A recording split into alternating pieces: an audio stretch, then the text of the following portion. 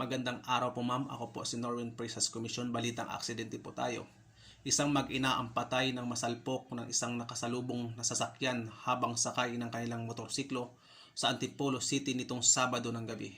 Kinilala ng Antipolo City Police ang mga biktima na sila Lander Alejandro, 25 anyos at ang kanyang inang si Ann.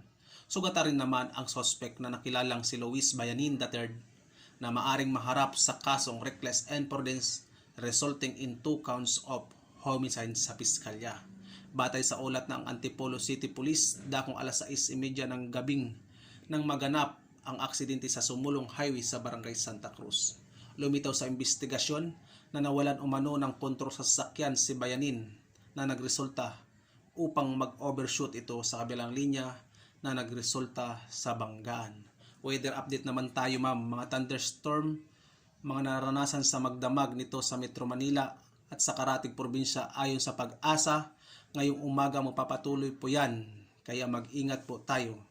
Nakataas ngayon ang thunderstorm advisory sa NCR, kasama dyan ang Zambales, Rizal, Laguna, Bulacan, Pampanga, Quezon at ilang bahagi ng Cavite at Bataan. Pinapaalerto ang mga residents sa banta ng baha o naman kaya ang landslide.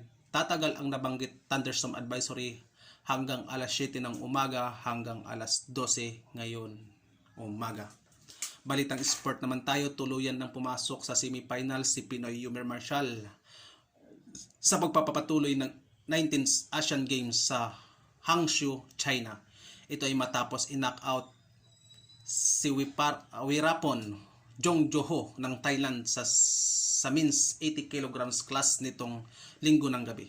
Isang solidong right hook ang pinakawalan ni Marshall na napatumba kay Jong Susu 14 na segundo na lamang sa quarterfinal match. Dahil dito, nakatitiyak ng bronze medal si Marshall na makakatapat ni Marshall si Raisian Ahmad Johnson sa semifinals.